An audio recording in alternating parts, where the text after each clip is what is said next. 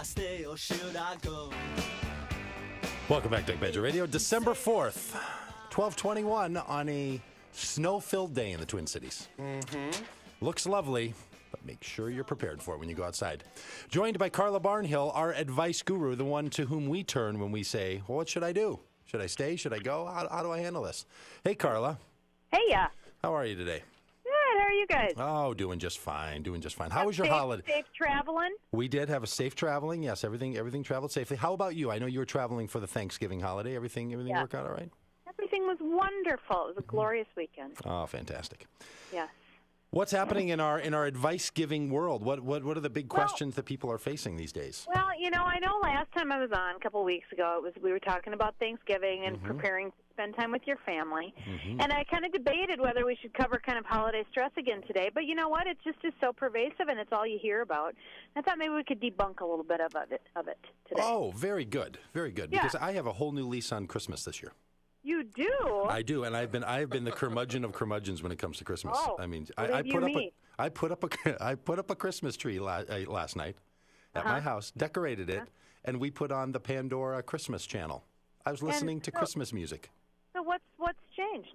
Oh, I'm on a food fast, and I don't get to eat until Christmas, so I can't wait for Christmas. I think it's the most glorious day of the year. Advent is taking on a whole new meaning, isn't it? Oh, the waiting is the hardest part. Oh, my goodness. Yeah, so I don't know. It's just totally remade me when it comes to Christmas. I suppose. Yeah. Well, all right then. But there is a lot of stress, I'll tell you, around it. There is. I think you're right. Well, there isn't. So that's what we're going to talk about today. Sort of, getting to the root of why you're stressed out and figuring out how to. Because I think for a lot of us, we get stressed out just with the idea that Christmas is coming. Mm-hmm.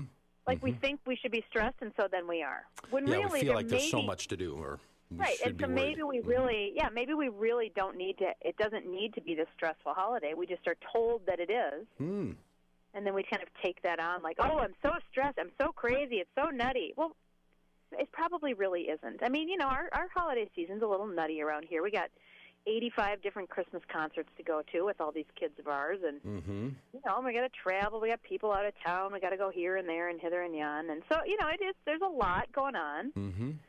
But you think there's a bit of a self-talk, like a cultural kind of pride in how stressful it is? Yes, because think of this is I'm going to get to this. I'm in the car, so forgive the bumping around. But I'm taking my youngest child to see a movie. Oh, that's excellent. Yeah, and I'm on the bumpiest road in Minneapolis. That would be the Minnehaha Parkway. I think Franklin and Lyndale. There are potholes there that you could lose a child in. I know, but they get dealt with. The Parkway's like low on the totem pole when it comes to getting filled in because nobody uses it. So okay, and we're back. Anyway, and we're back. So enough about that. So I got three things as always. Magical three. 3 is a magic number. So the first one is identify the source of your stress. All right. And it's it's kind of a no-brainer, but for a lot of people, again, we kind of follow this cultural script that I'm all stressed out without really stopping to think about why. So what is it about the holiday season? If you're feeling stressed out, what is it that's stressing you out? And that answer is different for people. For some of us, it's a combination of a few things. Yes. But even then, you can kind of whittle it down. So one, is it my family? Is it the fact that I have to deal with all these people when I just got done dealing with them at Thanksgiving? It's like a 1-2 punch on this family business. So is it that? Is it my family? And if it is my family, go back to what I said before Thanksgiving about treating your family like a sociological experiment and trying to step back a little bit. For a lot of people, it's the money part. Oh, yeah. The money piece of the holidays can really overwhelm people. And if you don't have a good financial plan in place for how much money you're going to spend, if you haven't put together a budget and kind of sat down and figured it out, it can really get away from you quickly. I think that's true. And so all of a sudden, especially if you're somebody who, A, you don't have a lot of disposable income, and B, even if you do, you're somebody who doesn't really like to spend money, that can make this a very stressful season because you're just irritated and anxious all the time about how much all this is going to cost, and you can't enjoy it. So if that's it, figure that out and make a plan.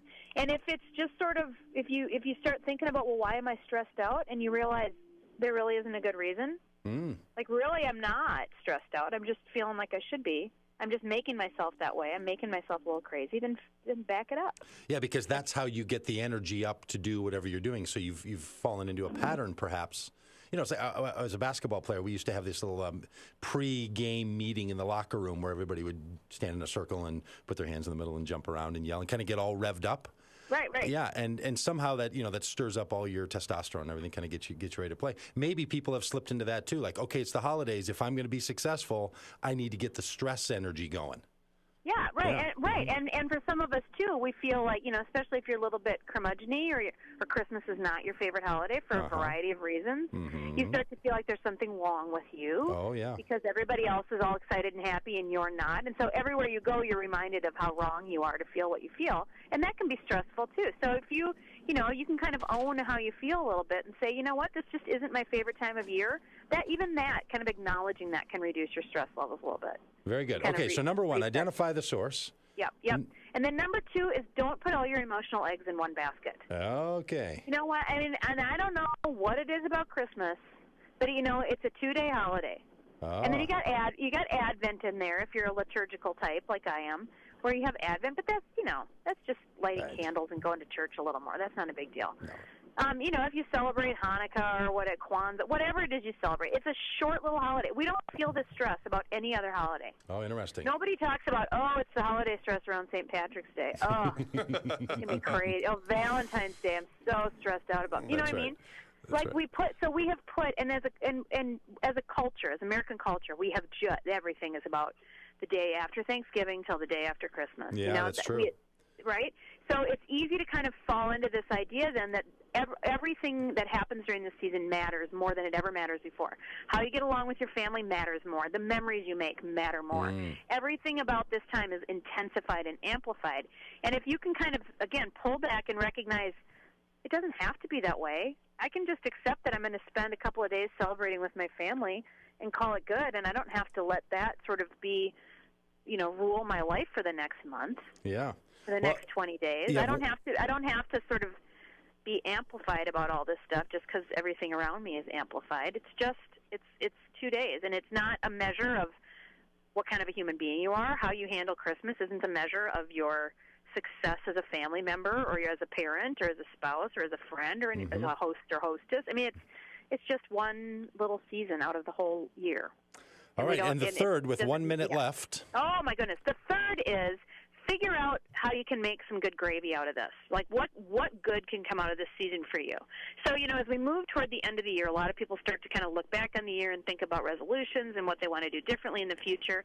Well, this time of Advent, this sort of month of anticipation and of waiting, can be a time to sort of start kind of reassessing, okay, what was working for me this year and what wasn't?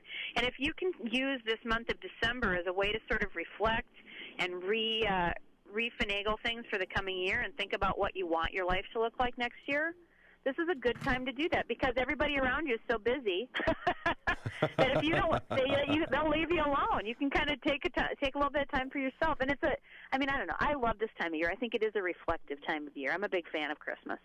So I don't feel a lot of stress this time of year because it all makes me happy. But it's a good time of year to just sort of slow yourself down and think about what do I want the next year to be like? What worked? What didn't? What do I need to tweak? Fantastic. It's Carla Barnhill with the advice, identify the source of your anxiety. Don't put all your eggs into that one basket and make a little good gravy out of it. There you go. Terrific. Thank you, Carla. Thank you. Have a great time going to the movies. Hey, folks, stick with us. We've got some lessons on going without after the break on AM 950 and DougBadgerRadio.com. Minnesota is a land of many resources. After all, our 10,000 lakes are the envy of our neighbors. But